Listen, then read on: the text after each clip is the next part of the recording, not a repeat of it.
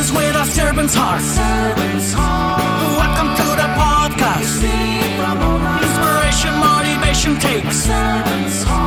Listen to the podcast. We're all about to talk about life. Our guests will share their life story. We want you to success in life and business. We're ready and we will start shortly. We're gonna talk about life. We're going to speak on business. You're gonna shine bright. We are going to witness.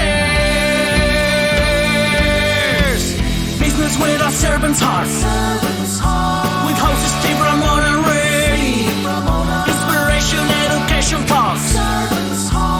Listen to the podcast.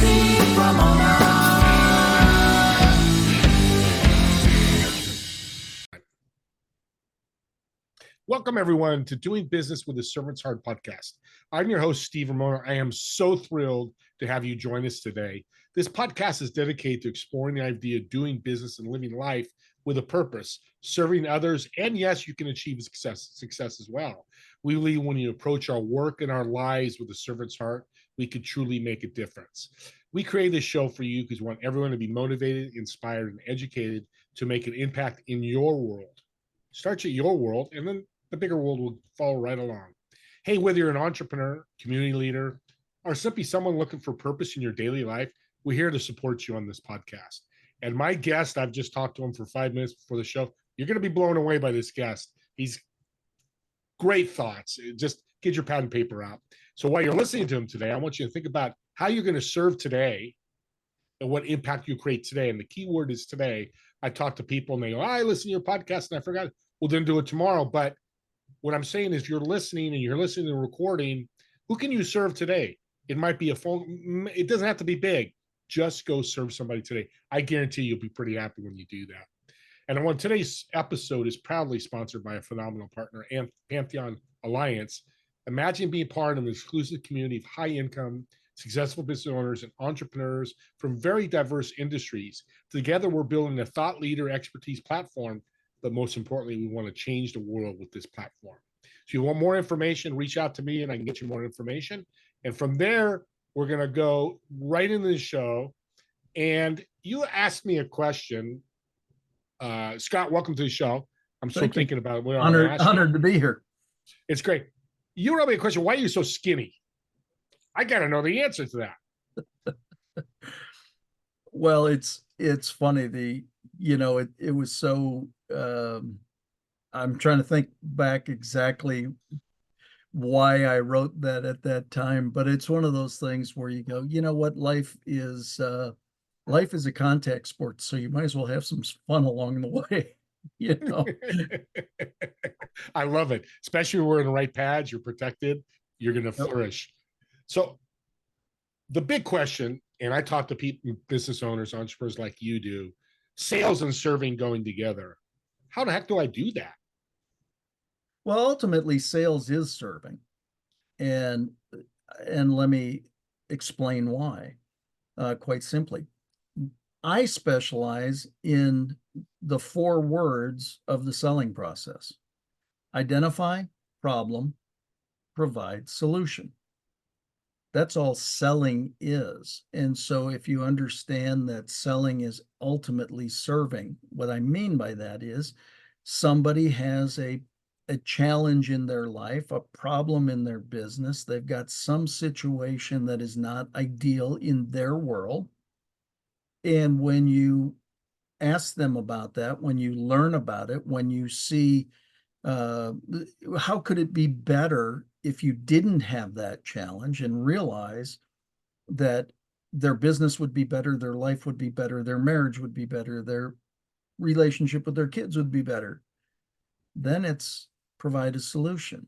Now, my suggestion is, and I say this all the time, that the reality of you needing what I do when we first meet is maybe 5%. But you needing something I know or someone I know is probably 95%. So my suggestion is become an asset to everyone you meet. An asset is a 5-letter acronym for a spontaneous servant every time. Become a spontaneous servant every time. The rest kind of takes care of itself. So again, as a sales professional, I don't ever want to sell you anything, but I do always want you to buy a lot from me. Therefore, it's my responsibility to create an environment for you to want the solution I offer. And the reason you ultimately want the solution I offer is because it solves your challenge. Yeah.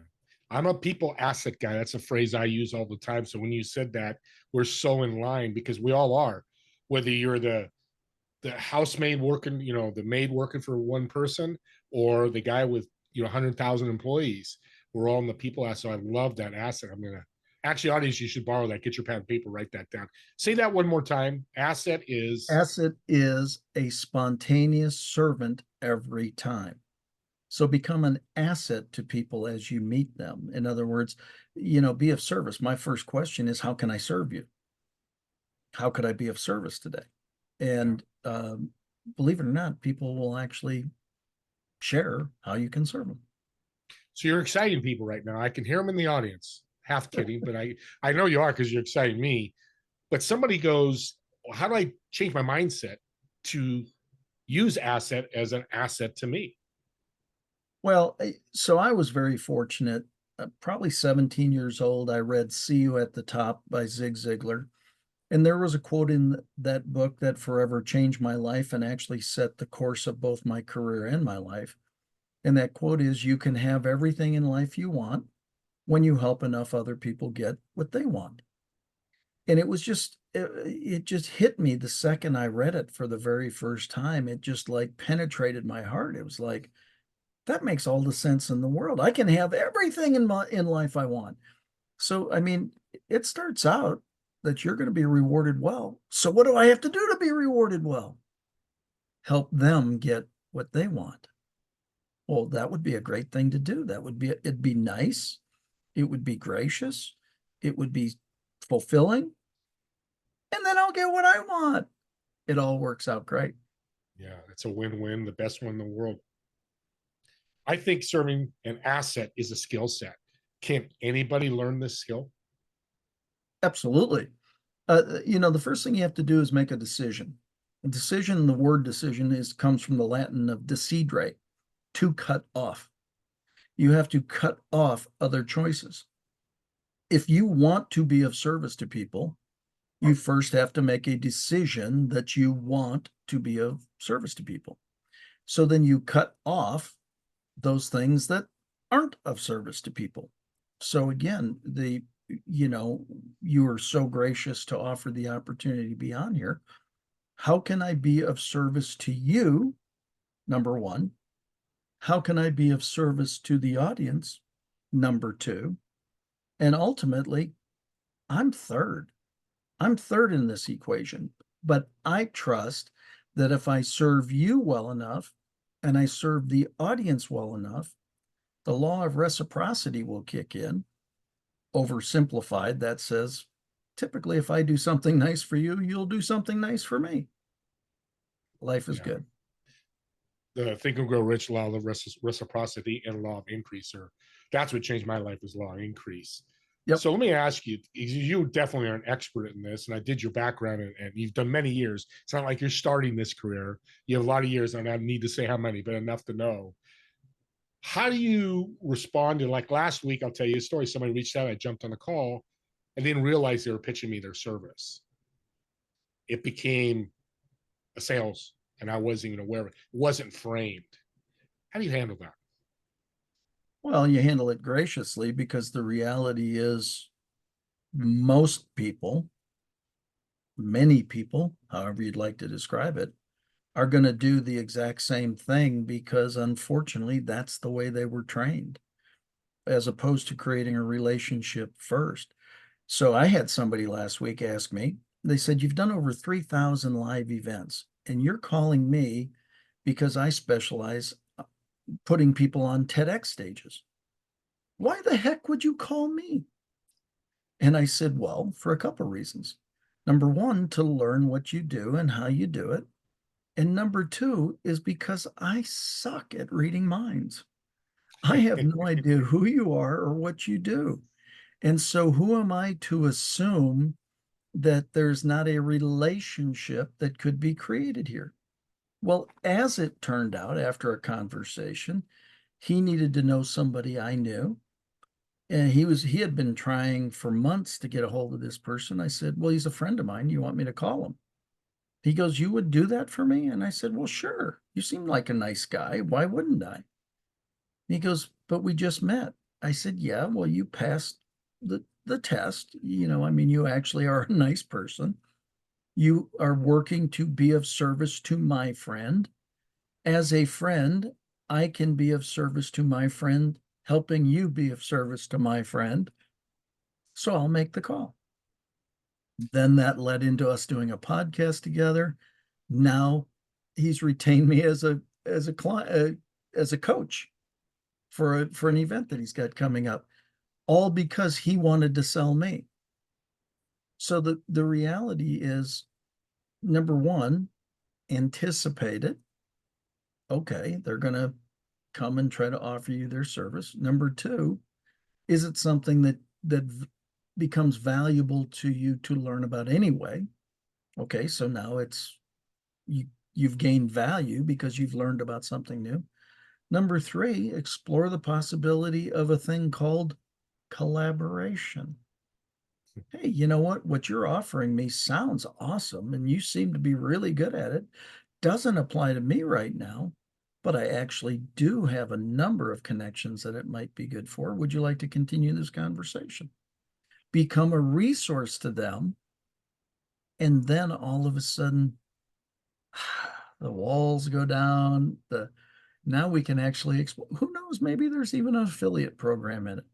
So now somebody trying to sell you something just became revenue for you. Yeah, you're telling my story. That's a great story because I've been doing for 18 months, and it's amazing. And I love the result that you got a client. Now that doesn't happen all the time. You didn't expect it. It No, just became organic as conversations happened, building the relationship. And I love that. Get that on it. I talk about this all the time. I speak around, and there's ROI. We just don't know how, when, or where. God in the universe will tell us when that is. exactly. So you talked about Zig Ziglar, which I love, Jim Rohn, and I can go on and on, but sounds like personal growth is important to you. Why? Well, first of all, the clock keeps on ticking. And so technology and innovation and those things all happen. So you've got to be, in Tony Robbins calls it CANI, constant, never-ending improvement. I think that the reality is it is a little egotistical and a little arrogant to think that you got it all figured out. You ain't got it all figured out any more than I got it all figured out. But there are people who are topic experts and who are experts in certain areas. So over my career, I've written checks to probably 19 different mentors in specific areas. So when I wanted to learn a specific area of business, or when I wanted to become a professional speaker, I retained the best speaking mentor on the planet. Well, with that, I've done 3,000 or more live events. Was it worth it? Yeah. Go to the people who have been there, done that, know what they're talking about, and learn from them. Not the people who say they know what they're talking about, the people who have been there and done it. They're the ones where the rubber meets the road. They've been on the street level. They've handled all this. Yeah, talk is cheap. I hate to say that, but it's really true. It's the action and result. And yeah, I love that because I've done the same thing, not to your level, but game changer. It really is. What's your passion for executive coaching? You've been doing it for a while. What drives you? Well, I think what really first of all, I was very blessed to be a 5-sport athlete growing up. And so I had some absolutely amazing coaches that showed me the example of learning the fundamentals and then repeating those fundamentals over and over again. And then as I grew, I became I played Big Ten football at the University of Iowa for Coach Hayden Fry. Go Hawks. Yes. Evidently no Hawk fans here. But anyway, the point is that Coach Hayden Fry was a legendary football coach, but I learned as much business from him as I learned football. And what you find is that no matter who you are, there are blind spots, there are things that you can't see, or there are things that others may know more than you know, on how to modify or correct something. Michael Jordan, arguably the greatest basketball player in history, had many coaches. Well, wait a second, he's the best ever. Well, because he knew that there were things that he couldn't see or tell about himself, somebody else could, that could then now relay that information and create potentially corrective measures to make him better. So when you have a desire to consistently improve, Ray Kroc said this in 1955, I think. When you're green, you're growing. When you're ripe, you rot. Things are changing so fast. If you think about the fact that, and I think this stat is from like 2008 or 9, but there was more knowledge produced in 2008 than in all of history prior to that time. There was more content, more this, more that. And again, that might be off somewhat, but the point is there. The point is that and you and I were talking about prior to the show, right? Technology, innovation, things are happening so fast. I mean, think about what we're doing right here. We're able to sit wherever we happen to live in the world, be able to have very clear, succinct communications. People can see it, they can hear it, they can watch it, it can be recorded. This didn't exist that long ago, and certainly not to the level it is today. So why am I a fan of constant, never-ending personal improvement? Because if you aren't, everything's going to blow past you, because people aren't stopping. No, those willing to learn will learn. Those willing not to learn will be run over by those willing to learn. Yeah, true. And unfortunately, that's what it feels like and looks like. Fatherhood is really important to you. As I studied you, how is your fatherhood? Congratulations, by the way. I love being father. What have you learned with how's that enriched your coaching, your fatherhood?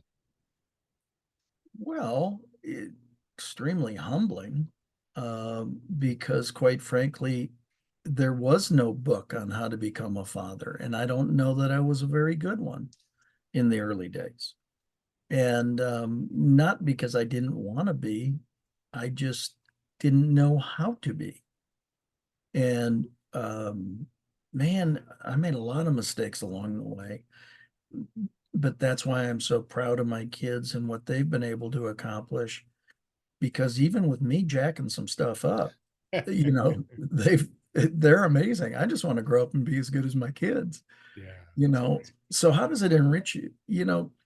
Anytime you have that relationship where you have a true desire to see someone else succeed, there's a feeling in your heart that you can't, I don't know if you can even describe how deep that goes. My wife laughs at me all the time. We'll be watching a show like The Biggest Loser or something like that. Somebody will lose 18 pounds. I don't know this person from anything. And she'll look over and she goes, "Are you crying?" No, dear, it's allergies. Right. I am so happy for them because they finally achieved something that was so meaningful to them. And that's what, fatherhood. I look at my kids and I go, "Sheesh, they're crazy." My son's a computer programmer. "Hey, what'd you do today?" "Oh, I broke our code." "Okay, that's exciting." "Yeah, I got rid of 2 million lines of code." "Cool." That's a cool thing for him. My daughter qualified for an amazing CrossFit competition. She there were 148 participate. She qualified 148. She went into the doctor, ended up having her thyroid removed because there was a cancerous node. And 52 days later, she competed as number 148 and finished 24th. Oh my gosh. 52 days after that. Oh, How can you not be proud of that? well, I'm proud of her. I'm not even her father. That is so incredible. How many Yeah. kids do you have? Two. Those maybe. two. Yeah, it reminds me of that commercial that I forget the company it does it now, but the girl's in the back and she's young and she goes, I made the team. I made the team. Tearing up every time I see it, and I'm with you because I'm like you. We all should. That's where world needs to change. Let's enjoy people's victories together. It was actually it was funny because I was just writing about this in my upcoming book, but I learned from T. Harv Eker. He said if somebody comes riding by, if another speaker comes driving by in a limousine, congratulate them. Don't belittle them or bemoan them because they've achieved what you want to achieve. Why should you achieve it if you can't congratulate those who already have? And it was a great lesson to say, you know what, like one of the things that I'll do, and again wrote this in the new book, is if I see you, maybe your picture with somebody of note or somebody that you are excited to be with, my note to you will be, look at this pair of awesomeness, you and this other person. In other words, congratulate you. Or if a speaker is saying, hey, I'm speaking in front of 500 people today, but they're all going to be blessed by your genius. Why not celebrate people's victories? Why do we have to be jealous about everyone? Why should, if you're not grateful for what you have, why should you get any more? Yep. That's the power, the universe and God. We're coming to the end here. Real quick, I wanted to ask you, my mind's going crazy because I love the sports and business bridge. I talk about it all the time. And I like to tell the audience, because some people are, well, I'm not into sports. Well, if you have an art teacher that's teaching you art, that's a coach. Yeah. Just in sports, we call it a coach. And that all works. And, we hear so many stories of it in college, and I've followed a Hidden Fry. So I'm really excited that you mentioned him. I'm in California, but I'm a big college football fan. So I might stalk you later. But All good. yeah, it's great because sports is just, every time I talk to an athlete like I was, we've learned so much, and the relationships we've built with friends that will live on till the day we die. Regards to serving and business and sales, what's one tip if somebody doesn't reach out to you? What's one tip somebody listening that can help them move in the right direction? Do something nice today. It's funny. People think, oh gosh, that's so hard. And so I just ask a question. How many of you know how to smile? And if I'm on stage, typically I'll say, well, good. I was worried because I haven't seen many. But the fact is, how many of you know how to smile? Costs you nothing, and it automatically improves 2 lives immediately, yours and theirs. And so look for ways to, find people doing something nice. Say thank you to somebody just because. I have a great friend, Sean G. Murphy, and every time we're together, he does this. He'll walk up to somebody, maybe we'll be at a restaurant or a coffee house or something. And as he goes and orders, he says, I just want to say thank you for all the people who haven't thanked you today for all that you've done. So he'll thank people for other people not thanking him. See, none of those things cost money. And so just, have a kind spirit, have a desire to do something nice, lift somebody up, say something nice. Hey, that's a pretty dress. Hey, man, that's a good looking suit. Wow, that color pops. It's not hard to be nice to people. It's the mindset. You got to have that mindset. You're thinking about that right away. Well, let's end the note, this incredible show. Thank you so much. Let's end it My with some pleasure. fun. Got a great question I always ask my guests at the end. So you have reservations at a restaurant. It's a table of four. You're going to occupy one of the chairs. The other three chairs, dead or alive, who would you invite? Why? And what food would you order? Um, Interesting. I actually had somebody asked me a similar question one day, and I said, Richard Branson. They said, I can make that happen in 62 days, and they did. So I met Richard Branson that way. Why Wow. would it be Richard Branson? I mean, the guy's got 300 and some companies, brilliant entrepreneur. I would put in that Elon Musk now. This was a number of years ago before Elon was on his run. I think Elon Musk is a brilliant talent in everything he's doing. And I think it'd be pretty cool to sit with Jesus and just say, hey, dude, you really did this in kind of a relaxed style with all the persecution and all the stuff you've done. Um, you never really barked any orders or anything. You just said, follow me. Really? Is that it? And I think it'd be cool to hear that answer. What would I get? You know, steak and king crab legs would be awful good. And maybe a good creme brulee at the end. Oh my God. You're going to have to bring a fifth chair in for me. Holy mackerel. That's a meal. And what an eclectic group.